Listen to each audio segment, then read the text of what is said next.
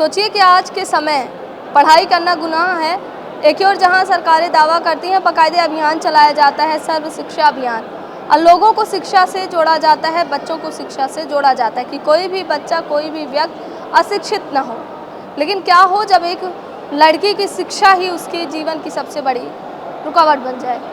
ऐसा इसलिए क्योंकि ये मेरे साथ मौजूद ये जो दीदी हैं, आज ये रीवा कलेक्टर की जन सुनवाई में आई हैं।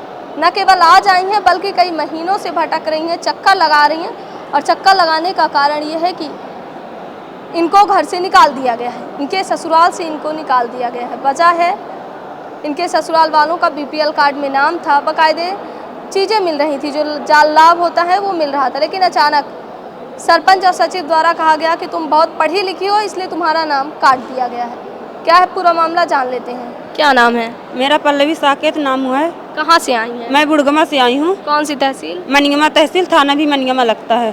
क्यों आई हैं आप यहाँ? मैं यहाँ जन सुनवाई में आई हूँ कि आंगनबाड़ी का जो जगह निकली थी, पद है सहायिका पद का, मैं वहाँ फॉर्म अप्लाई की थी।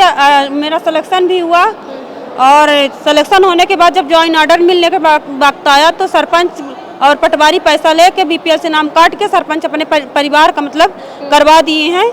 अच्छा, और उसमें आंगनबाड़ी में। अब BPL का क्यों काट दिए? BPL का काट दिए मेरा नंबर कम करवाने के लिए। अच्छा। और फिर मैं कारण पूछी तो पटवारी क्या बोलती है कि आपके पास धन नहीं है भले, लेकिन आप पढ़ी हैं, इतना आपका अधिकार नहीं है नौकरी करने का। अच्छा। हाँ। कौन है पटवारी? पटवारी गीतांजलि पाटिल है और सरपंच भी नटवर लाल तिवारी हैं। ये लोग स्वादिष्ट रचे हैं, अपने फैमिली का करवा लिए है। और ससुर जी भी मेरे बीमार रहते हैं, उन TB का मरीज है, उनका TB का दवा चलती है। हस्बैंड भी मजदूरी करते हैं, हम पढ़ने भी आते हैं कॉलेज, TRS कॉलेज में भी मेरा पढ़ाई चल रहा है। बताइए, ये आज इसलिए इनका नाम काट दिया गया क्योंकि बाकायदे जो सचिव मैडम है, जो सरपंच साहब है, वो कह देते तुम पढ़ी बहुत हो।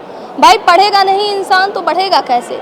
और जब आपकी जो योजनाएं थी, जो चीज़ें थी, तो भला अचानक जो व्यक्ति लाभ पा रहा था उसका महज जैसा ये कह रही हैं कि एक कहते हैं कि बदला लेने के जैसे पूरा जो है क्रियाकलाप किया गया और इनका नाम ही काट दिया गया।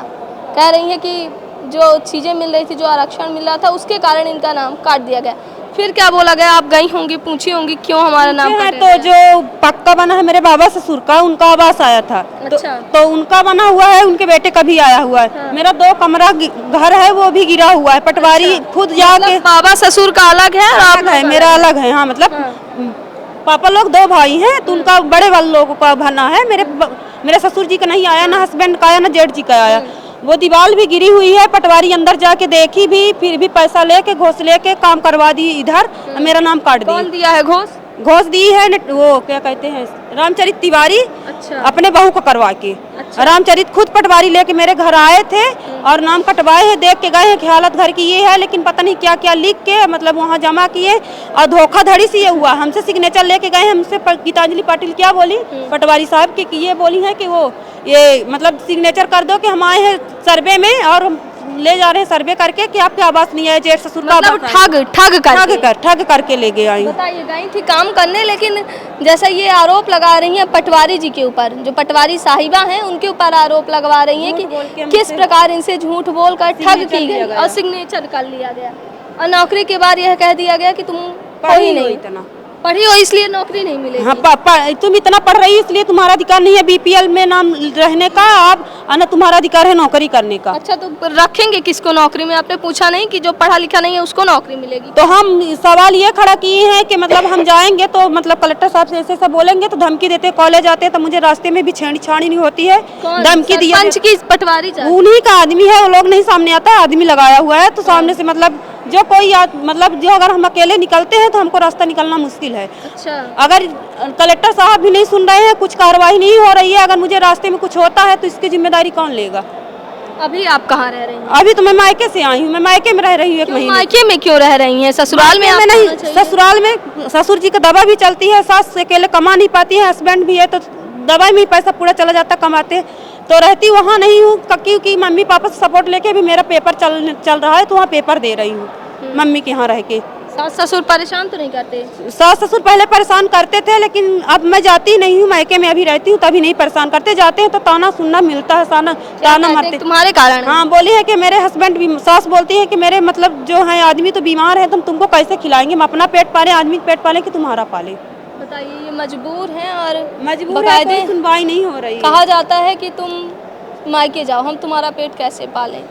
सोचिए, एक बेटी जब माँ बाप के घर से जाती है विदा होकर, तो यही सोच कर जाती है कि अब ससुराल ही मेरा घर है, लेकिन ससुराल भी आज एक बेटी को निकाल दिया है। और ससुराल से अब बेटी बैठी है माँ बाप के घर से। कितने महीनों से हैं? अभी मुझे 15 दिन हुए हैं आए हुए। हाँ। आई तो मैं पेपर के मामले में, वैसे सास ससुर वहाँ से वो किए नहीं हैं। मैं अपने मन से चली आई हूँ क्योंकि मैं पढ़ नहीं पाती थी, पेपर चलने वाला, पढ़ नहीं पाती थी, इधर उधर का ताना, और वहाँ से मैं आ भी नहीं पाती क्योंकि जो है वो रामचरित तिवारी ना मतलब वो लगाए हुआ है, लोग लगाए हुए हैं रास्ते में, मतलब छेड़छाड़, मारने की धमकी, इस तरह के। ये पटवारी और सरपंच साहब की करामात है, जो सचिव साहब है उनकी करामात है कि आज एक जो महिला है, जो लड़की है, उसे बाकायदे नौकरी मिली, लेकिन एक अपने ही आदमी को रखवाने के लिए, जैसे ये आरोप लगा रही हैं कि रखवाने के लिए नहीं कि रख दिया गया है इनके स्थान पर और इनको अब भगा दिया गया और दर दर की ठोकरें ये खा रहे हैं। हालांकि देखते हैं कि क्या कुछ होता है इनके मामले में। कलेक्टर नरेंद्र कुमार सूर्यवंशी से इनकी आशा है, देखते हैं क्या कुछ होता है। वीडियो जर्नलिस्ट नीरज के साथ सोनाली दुबे की रिपोर्ट। श्रवण कुमारी senior secondary school Chirhula Rewa, जहां इस समय चालू है फ्री एडमिशन। जल्दी आएं और अपने बच्चों के बेहतर भविष्य के लिए एडमिशन करवाएं। नर्सरी से 12वीं तक